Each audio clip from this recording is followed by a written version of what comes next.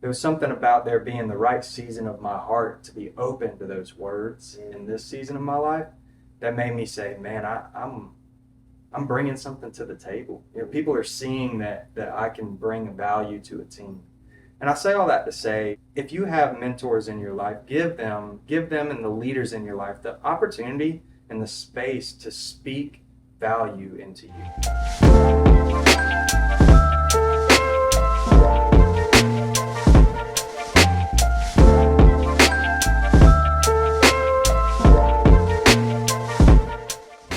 Hey, great day, everybody. This is Steve Loney. I'm here today to present another feature of Future Leaders Podcast. And so today we have a privilege of sitting down with a good friend of mine, young guy who's doing some phenomenal things that's impacting the lives of so many out there. So today I have a privilege of speaking to my young guy, Garrett. Hey. Garrett, if you don't mind, just tell the people who you are right quick. Yeah, hey everybody, my name is Garrett Bowman. I work for the Rock Hill Dream Center Church here in Rock Hill. Work as a pastor on staff, also administratively do a bit of stuff in the office, and we're here today sitting in our outreach center at a hand up, and so I'm just overjoyed to be able to be here. I've been married for 3 years now to my wife Maddie, who's a school teacher, and we just love the opportunity to come and share with the community. So thanks for having me today. Man, we're glad to have you. And again, we're here today because he is a great leader. Even at a young age, he's doing phenomenal things. So Garrett, if you can, how did you come about getting connected here with the Dream Center? Okay, so whenever I was in college, I was a part of, I was over at Winthrop University studying fine arts and drawing and photography, and I had a minor in psychology over there, and I was kind of doing a little soul searching, trying to figure out who I was, who I wanted to be, what college looked like for Garrett. And so it was a big independent phase of my life where I was really trying to grow my own roots and build my own foundation in a lot of ways. And I came across and was invited to a ministry called BCM, Baptist Collegiate Ministry, on that campus. And there I was kind of taught a lot about myself through my faith, but also given a lot of tools to look inward on how I wanted to grow. One of the things that they do on a yearly basis is called Love Rock Hill, and it's an outreach project that they do. And I remember that we teamed up my first year doing it with the Dream Center. And so the Rock Hill Dream Center and BCM came together, and they went out into the community, and I think we mowed lawns in the Jefferson area down on Saluda, and did a little trash pickup on the roads, and did like a hamburger cookout and gave away little coins for Pelican snowballs and stuff. And it was that moment of seeing the community come together that made me say, wow, this is something that I'd like to know more about. Wow. And so fast forward, I went to other churches and was involved in other organizations for over 3 or 4 years after that. But I felt like this tug on my heart to get more involved with the outreach ministry. And that's whenever I decided that it was a good time for me to transition out of the church that I was at and look for an opportunity to come and start being a part of the fellowship at the Dream Center. Well, that's awesome. Yeah. So it all started here in a hand up, and started serving on a weekly basis before my shifts at Groucho's, where I was helping run the kitchen, and it led to a relationship. And when a job opened up, Paul offered me a job, and I've been here since, going on 3 or 4 years already. Okay. Yeah. Well, that's awesome, man. I can truly say I remember those times when we was hitting the pavement. And I may have been there when y'all was, because I think we did a few of those different community cleanups. So I may have met you before. Yeah, and it's just right. like, now but good to know that you saw the need. Right. And you said, man, let me tie into it. Sure. Let me get more involved. But since you have, I guess, gotten involved with the Dream Center, what's some of the roles that you play with the Dream Center now? Yeah, I have the unique position that kind of changes hats every once in a while. And that's some of what the ministry is. With the Dream Center specifically, we really feel like in a lot of ways we're a transitional ministry for a lot of people. We hold on to people for seasons of their life, and then when they're ready for the next season, sometimes they go forward. And we like to play our part and stick to what we feel like we're called to do in those lives. And so my job kind of changes based on some of those needs sometimes. If it's not back office administration stuff and it deals with people, it kind of fluctuates. Okay.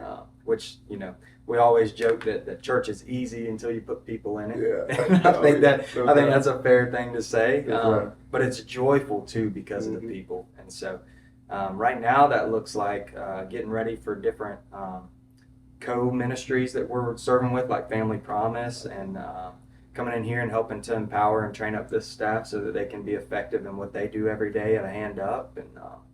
And so it's a lot of building and helping to kind of strategize and mobilize the people that are called to this ministry. Okay. I want to see. I wanted to give the people an introduction of who the Dream Center is. Yeah. For those who may have never heard of Dream Center. Yeah. Very good. We're an inner city outreach ministry is the best way to describe who we are.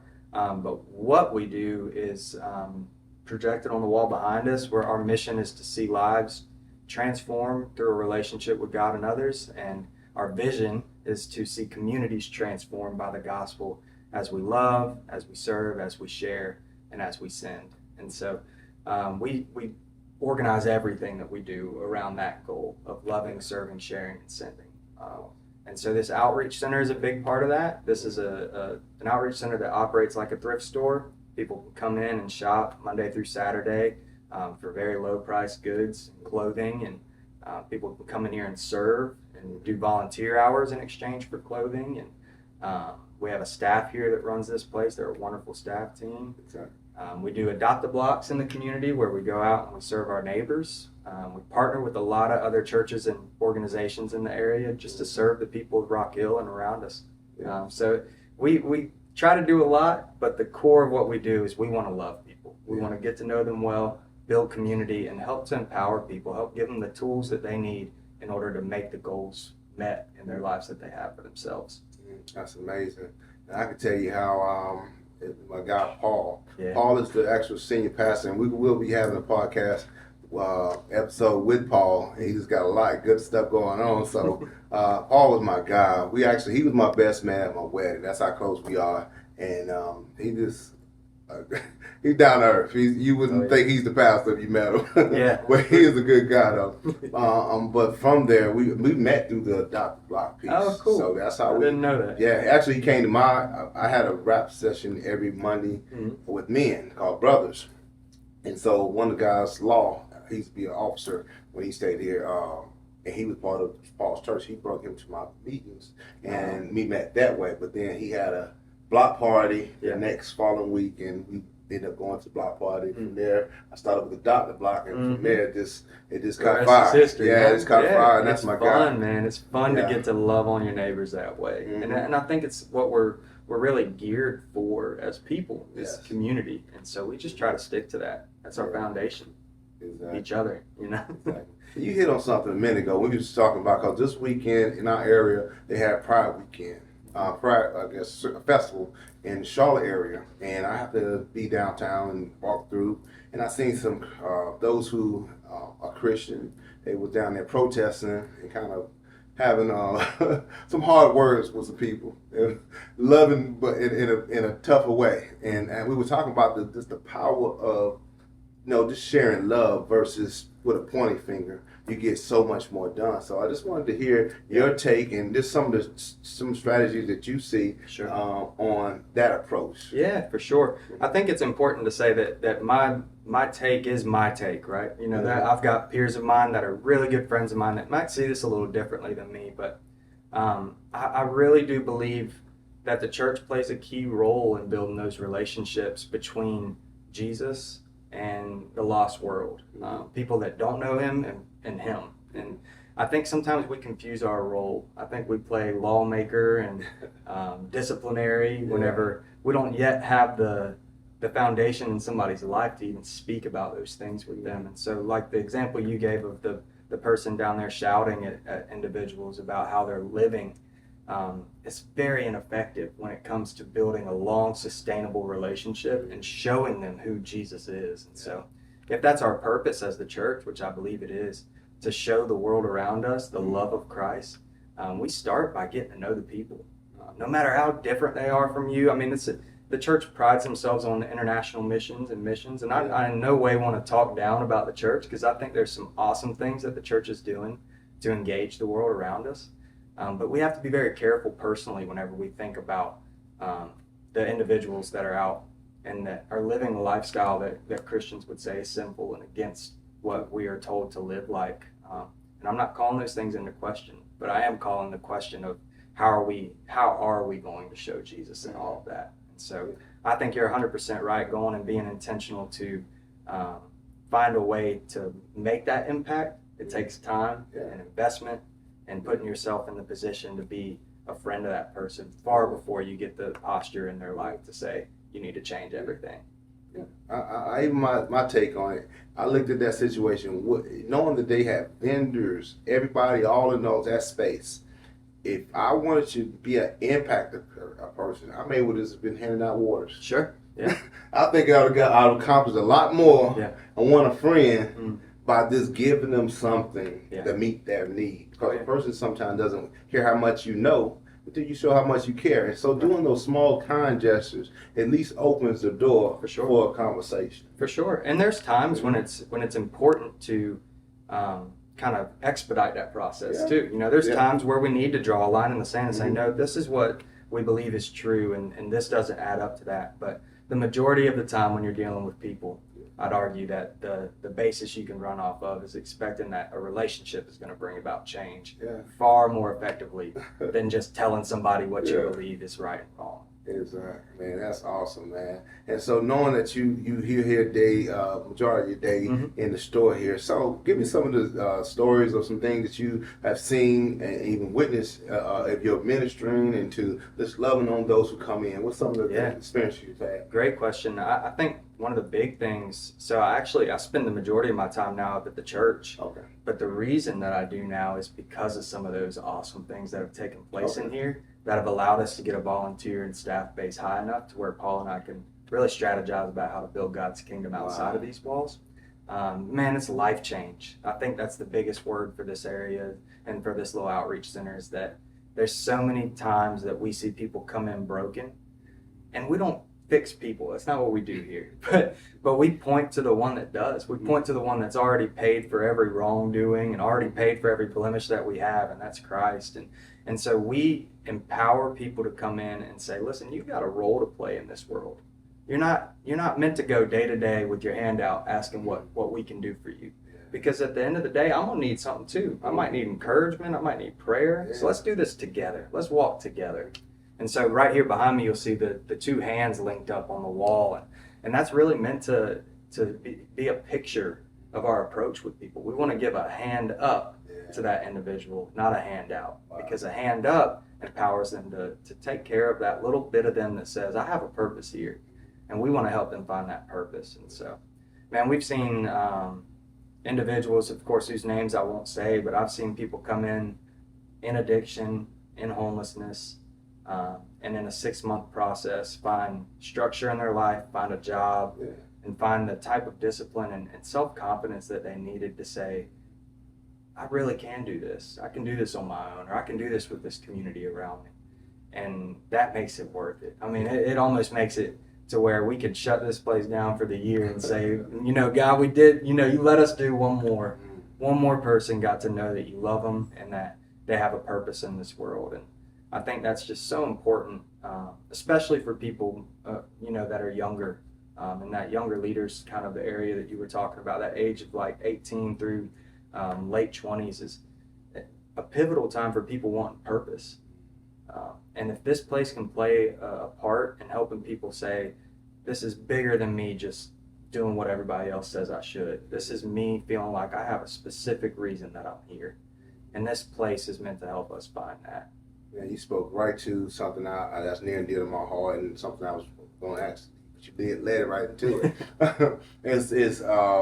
We're starting a piece here soon to gearing towards young men who are 18 to 25, and this is really to work with the individual who need discipleship, need to understand what it does mean to be a man, and not that you have to have all the money that you want, but having purpose, having a strategy, and to fulfill what you feel God is calling you towards. And so with that said, what would you say if you were to have someone you're discipling? What would be the beginning that you would kind of give them some direction in moving forward? Yeah, and we utilize this a lot in our day-to-day conversations at the Dream Center and our staff and with our people. But I think two of the key things that I would highlight are what's your why?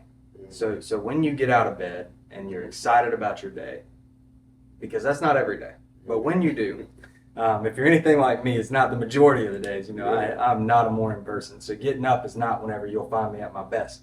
You can wait till about whenever we got together today, about 2 o'clock. I'm awake by then. I'm good. I'm thinking about what I'm passionate about. But my why came in really, really key in my life in college whenever I started to think about career. Because there is a heavy pressure about, hey man, you need to make some money. You need to go out there and be able to provide and to be able to get the things that you want in this life. It doesn't take but getting the right job to do that in a lot of people's minds. But if your why is not a part of that, I've got buddies that have great jobs. They make great money, way more than me, but they feel a little emptiness in them. And now they're starting to talk to me about, I don't know if this is what I'm meant to do. And so it's like, okay, well, why do you do what you do? What is it that makes you say, I want to go another day? And so your why is a big part of it. And then the second that kind of ties into that is your goals and your burden. What is it that you're working toward? And what is it that you're burdened by while you're moving forward? Because if you're not burdened by what you do, then it's just a clock in, clock out mentality. It'll never impact your life past the clock in. And if you don't see the potential for what it could be, then you'll find yourself just spinning the wheel in your head. You'll get in a rhythm and you'll dry out. There's got to be that kind of long game and then that previous game to know this is how I got here, this is what I'm burdened by, and this is what I'm working toward. And that helps it balance. That helps the good days be great days, helps the bad days be good days. Yeah. One thing feeds the next. And I heard it from Bishop Jakes, I know I've mentioned it times before, is what bothers you is what you've been called to help fix. Yeah, that's a great way to put it. For sure. Yeah, for sure. Because it's caught your attention enough. There's a reason. Yeah. For sure. And so, like I say, what bothers me may not be the same thing. Some things that you may see about the youth, it might be like, I see the need, but it's not my lane. Yeah. So you got to find that place and say, man, what can I do at the level I'm at to impact it? It may not be for you to go out there and start a program. Right. And I think for me, or when I started to move from the four walls of doing men's ministry, this serving men, was just, I had a couple of my neighbors, Jeffrey and Rob. We met on Thursdays in the park. Yeah. We just had a rap session. Yeah. So we may have a scripture I drop on them, and we just started talking about it. And a couple weeks later, I got a call from my girl Latoya Mays at Emma Scott. She wanted to do something working with the youth. That opened the door for me to get in there and start doing something first with the men, and eventually open the doors for us to do something with the youth. But it's just being able to do small things. I would say encourage you, hey, start with your neighbors. Oh yeah, no doubt. Start with your neighbors, Easy access right there. Walk out the door, go to the left, then go to the right. I just sent one little neighbor across the street. She was older, so I started taking her garbage to the road. Doing small things and being consistent with doing those things. Don't do it to get recognition. That's right. I always say don't do it because the pastor looking. Right. Time out for that type of stuff. Just do it because that's what you're hard to do. Yeah. And the more you do that, other opportunities, other doors are open. You'll meet certain people, other resources will start coming your way once you commit to doing what you feel is in your heart to do. Yeah, for sure. And I think you're also talking something about the ability to put people around you that are either burdened by similar things or bothered by similar things, as Bishop Jake said. But and you're also building around people that might be wanting to get where you're at too. And so like there's that balance of not doing it alone. It's the relationship. I think we probably sound like a broken record at the Dream Center because we say that word so much. Relationship. Yeah. It's one of our core values, but it changes everything when you consider that there's a community involved in everything we do. Even if you're talking about Garrett's career and what I want to do, how I want to do it, there's opportunity for me to learn from people that are there already and to bring people that want to be there with me. Yeah. And that's where we get that deeper value of saying, okay, there's something I can leave behind in this. There's a purpose to this. It's not just so I can stock up a bunch of money in my account. I'd love to do that, but that's not the purpose. Right. Purpose is always the people. Always. Exactly. You're hitting some good stuff because I've seen so many people who have reached a level of success in the eyes of men, meaning they are successfully financially, and they're empty in other means of their lives. And so what we're talking about is being the whole man. Yeah. Spiritually, physically, in other ways, not and that you're making the impact that you feel like, man, I did something that's going to help change the lives of others as well. Yeah. And so that is major. That's why I don't take it robbery. Anytime, Paul, you guys need anything, I'm always going to drop what I can, whatever I'm doing, to come by. Because I know you guys' heart is in the right place to serve and to help people. And I know one of the things y'all do, in which in the same room right here, every Wednesday we'll have a rap session with a group of men, and at 8 o'clock in the morning, and and we just have some great conversation. We study together, but then we also have created some other opportunities. We started back to one Adopt a Block. It started right here in this room back in January. It was burden on my heart. I told Paul that, man, that's one of y'all pillars or your foundational pieces that really does some phenomenal works that I had a privilege of being a part of. So we need to get that back going. So in January we kicked that back off. But it started the conversation in our was what y'all call it, journey groups? Life groups. Life groups. Okay. I have our life group. We met in the room here, and we keep that back off. Started January. It's been going very well. And it has been around iron sharpening iron. I heard actually before I got here, I stopped by the store and I seen a young guy I haven't seen in years. Actually, he said he did 10 years in prison, so it's been at least 10 years ago. So we saw each other and started talking at the store, and he said something that one of my partners say all the time. He said, one hand washes the other, and both hands washes the body.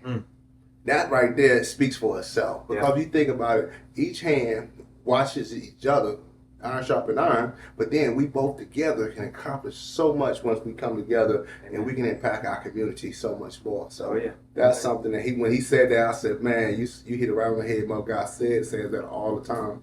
And so, but with that, man, I just kind of want to get your take, because what this platform is really is speak and inspire those who are prescribing to become leaders, to grow in that space. So I want you to speak to the heart of what's something that you work on constantly to better yourself as become a better leader. What's something that you... It's a great question. I'm glad you asked it, because my mind's been turning over here, and I didn't want to forget to mention this. So it goes perfectly with where my mindset was. But my life and my belief in myself shifted really heavy during COVID, actually. I got laid off from a position that I thought I was going to retire in. I was working at my dream job. The job was built for me. It was everything that I'd ever wanted. And when COVID hit, they had to eliminate a position. Mine was the most recently made, and so it was the first to go. And I mean, I had a legacy at this place. I was there for over 12 years. I was there before I was on staff. It was a summer camp, and it was an awesome experience. And I'm thankful for it now. But then I was hurt. I was really tore up that my position got eliminated. And so that soul searching began again.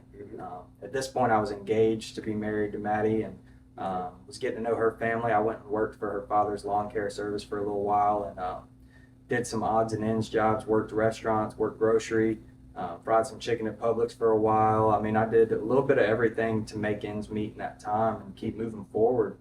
But her father, my father-in-law, became a really big mentor in my life. Because we spent every day together, and he saw me at my worst. I'm talking like 5:30, 6 o'clock in the morning. That's my worst right there, man. That's when we would start the jobs. But he was patient with me, and what it led to was a great mentor-mentee relationship, to the point where at one point when I was going back to a more steady job, he took the time to tell me, he sat me down and he said, "Garrett, you've worked really hard with me, and I really appreciate that.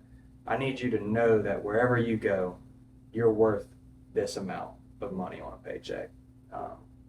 And that moment of him giving me that clarity in my value as an employee was, I mean, it was amazing.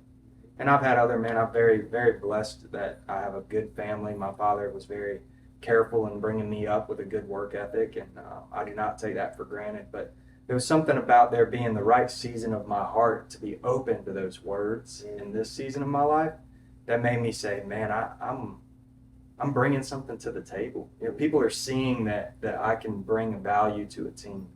And I say all that to say, not that Garrett's a great employee, because trust me, Paul, when he's on here, will tell you there's days that I'm not. But to say that if you have mentors in your life, give them and the leaders in your life the opportunity and the space to speak value into you. Sometimes we don't see it, especially as men. We don't see the value that we bring because we always feel like we're going to do better and better and better. And we see our peers doing great. We want to be just like that. We want to go out and get our own too. It's that hunger, and that's healthy in some ways, but there's also a level of self-doubt that can be harmful.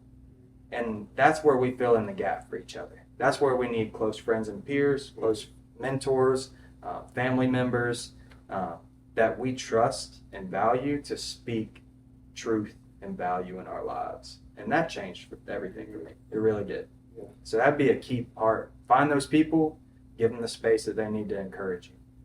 That's powerful what you're saying, because that definitely, as having that mentor, having someone who can encourage you and inspire you, continue pressing this journey, because life sometimes it's gonna beat you, it's gonna hit you in the face, life is gonna be lifing. Yeah. Trust me, right before I came, I had to get an estimate on one of my vehicles on, some situations, but life is life. But what you can't do is allow it to paralyze you from keep on doing what you know you're called to. Yeah. All right. And so even with saying that, what it made me also think about, we got a day, it's a little different upbringing today. I understand you can't be as tough as when I came up. Sure. We have some different type of discipline. Mm-hmm. But today, what I see as a challenge is a lot of individuals, especially younger, they think that because I have potential, that's the mark. Sure. And that's something like, you can't cash in on potential. Everybody got potential. I even go as far as saying the scripture, even though it said many has been called and few have been chosen, I go to say all have been called, but only few show up. Yeah. So you can't be chosen unless you show up. And so with that, I just want you to tap on that and just kind of speak on what potential is, and then also tap in, push past that potential. Yeah, that's a great point. I think that, man, I'd be willing to say and admit that I'm probably not the best example all the time of the next step past potential. One of the things that I've always prided myself on is teachability. I love to learn from people, and I love to take what somebody's trying to teach me, to master it, to show them that I can do it well. But I think that sometimes I miss it on the follow through. Sometimes I leave a gap between what I know I need to do and what I actually do. And I think that's that level. That's that level of the next step, to say, not only do I have the potential, but I know how to take that potential and really apply it. I know how to give the results that are needed. So if you're talking about jobs, if you're talking about work that you're doing at your house, if you're talking about finding a house, saving for a house, whatever it is, your goals and the way you're orienting yourself in your life, potential will only get you so far. Yeah. And so it does come down to the discipline to see it through. Take the steps, and sometimes that takes a leap of faith.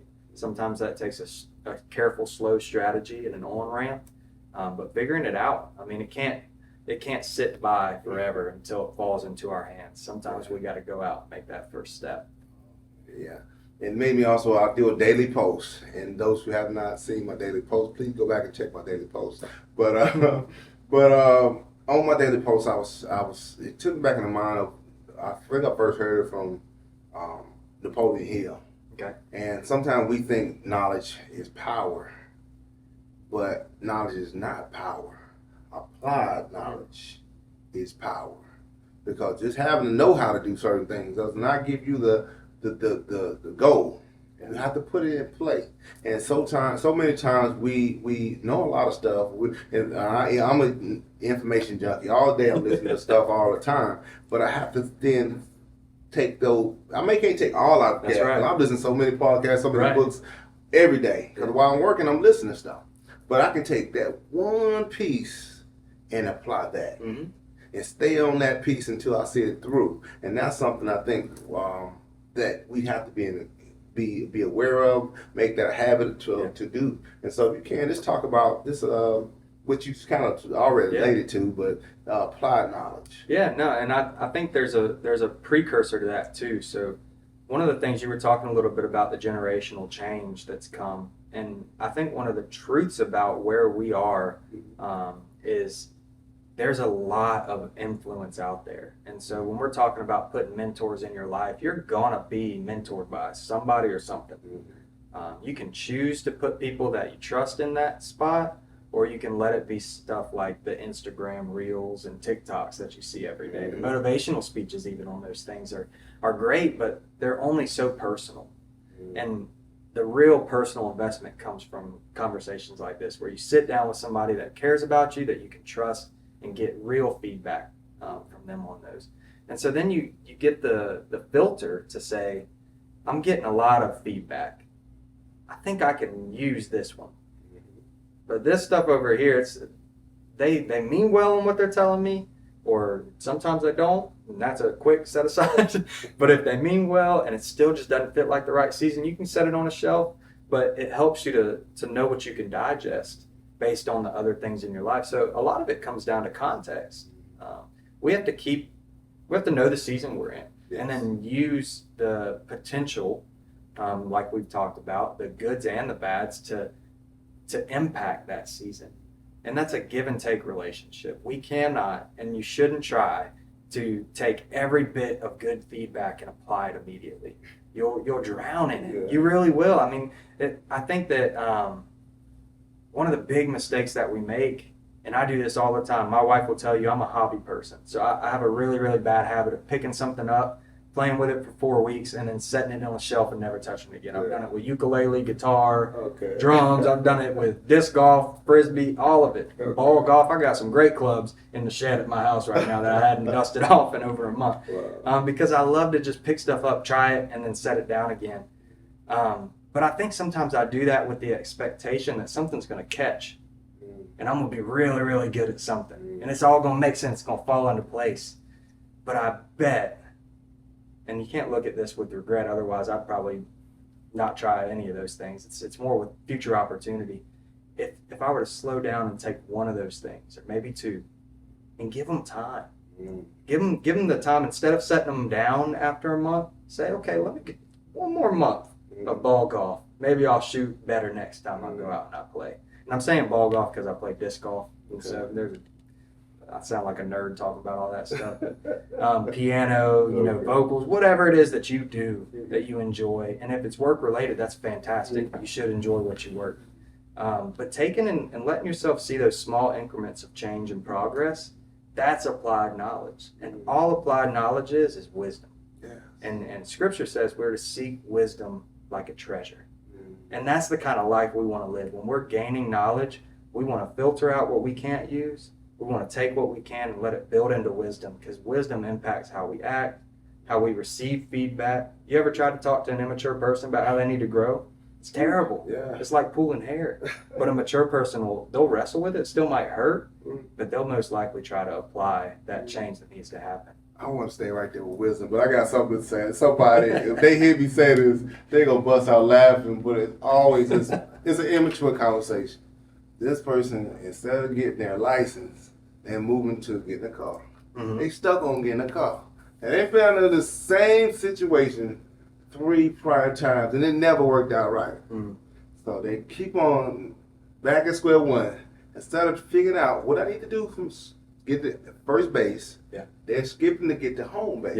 And I'm like, it's not going to work the way you think it. Just because you have a need of this does not mean that's the first step you take. That's right. And I say all that to say, when you seek wisdom, it will tell you this is the first step you need to do in order to take the next step, in order to get to your next step. And sometimes by us being impatient, we already skip all the way to home base and not realize there's other steps in the process. So if you can, let's kind of help person unpack and understand what wisdom really is. Yeah. Wisdom is, my buddy Tyron at our life group a few weeks ago said, he said something good, I don't want to mess it up, but it was something along the lines of, knowledge will tell you need to brush your teeth. But wisdom will be the thing that lets you know it's your tongue that makes your breath stink. And so it's that we know sometimes we know what we need to do, but wisdom helps us figure out the why and the how. And a lot of times wisdom is free. A lot of times people they're willing to give you wisdom so that you can then go pay what you need to gain it for yourself. And so it's free free from others, but it costs you to gain it. And I tap into this. Certain things I've lived life long enough. And I had a conversation at the same store I saw that young guy. At the same store I was seeing a young lady who was the cashier.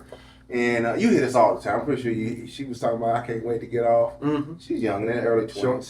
I said, once you get past 40, time changes. Time slows down. I mean, it speeds up, seems like. It speeds up. Right now, it seems like it's going slow. Yeah. So you're going to be in a different place where you like, yeah. man, you're going to want to cherish the moment you're in. Yeah. Versus wanting this moment to go fast. Oh, yeah, for sure. And so this day you'll never see again. So enjoy the day you have.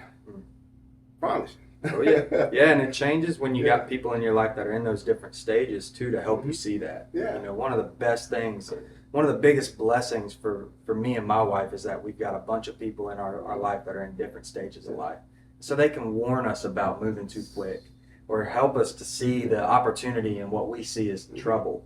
You know, they can give us that kind of insight, which again comes from wisdom. Yeah. That gives the perspective that we need sometimes to remember the big picture of the thing and the life that we're living.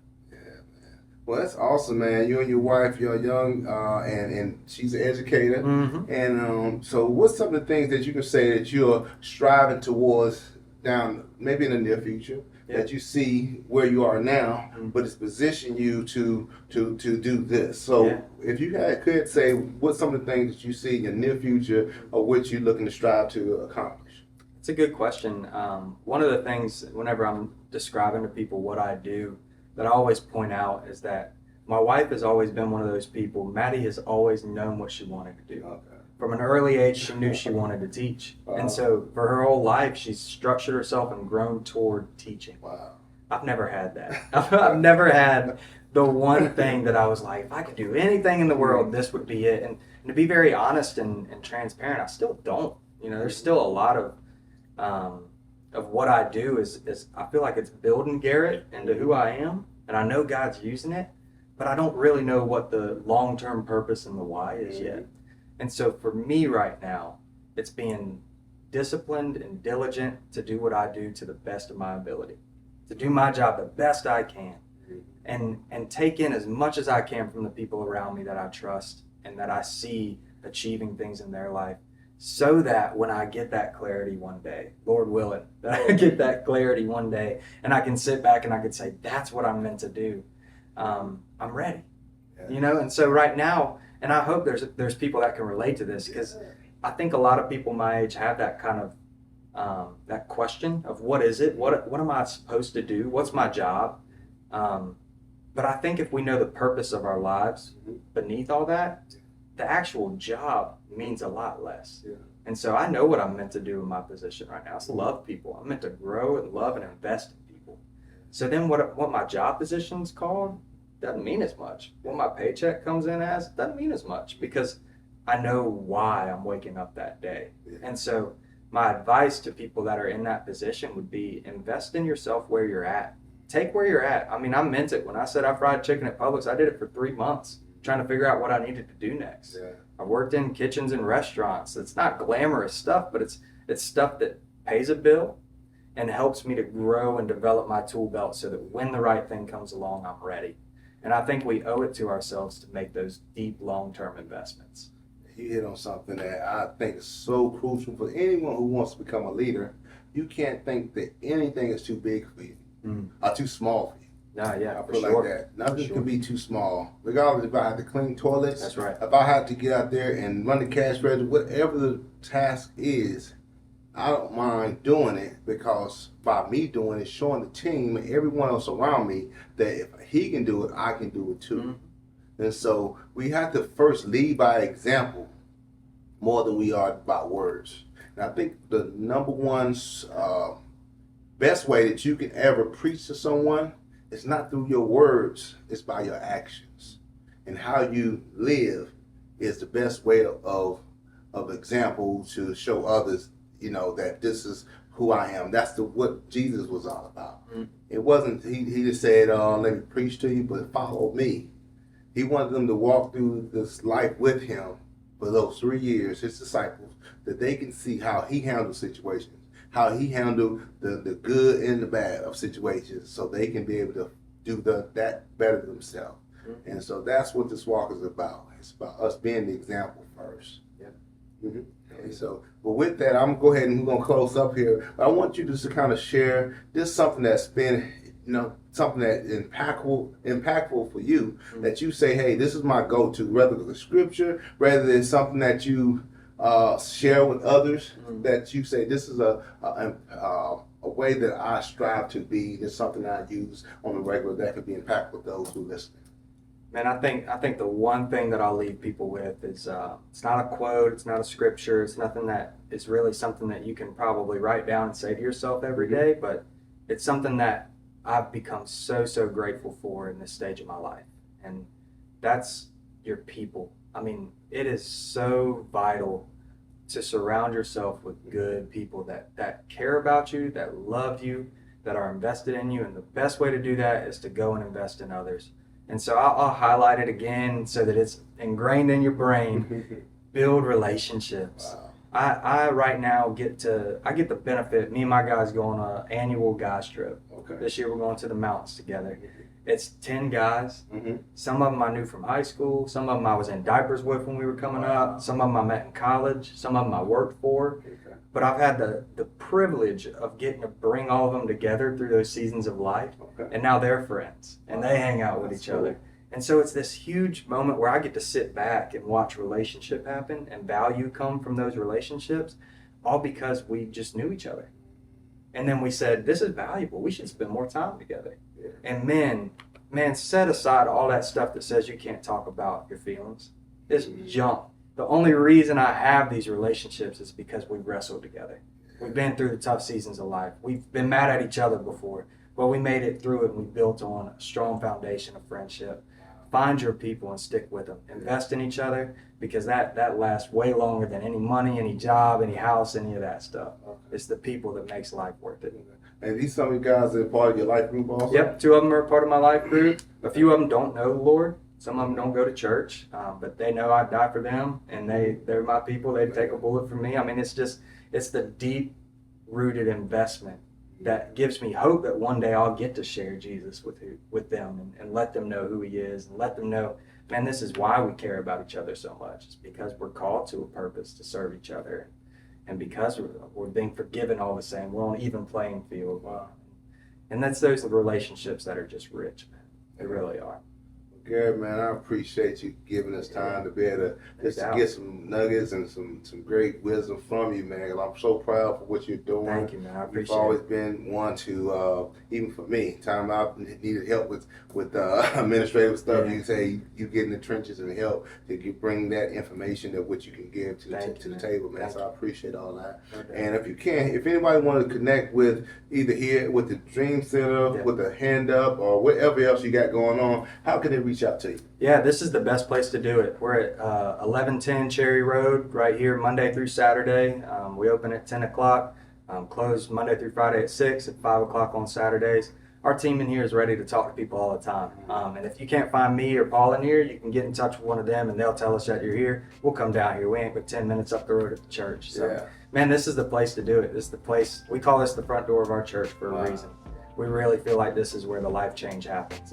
And it's Amy, our outreach director, calls it God's living room. This is where we come to be in fellowship with each other. So come here, be involved. You can volunteer, you can shop, and do whatever you want. You can tell us about how God's working in your life. You can sit in this very room in the coffee corner and have a cup of coffee or tea with us. Just share life and share laughs and stories. That's amazing. Well, I just want to thank y'all for taking the time out of y'all schedule to check us out here on Future Leaders Podcast. Hope something that you've heard today can impact and inspire you to take action to further yourself as being a leader. So until next time, like, share, and check us out on other platforms. But continue having a phenomenal, great day.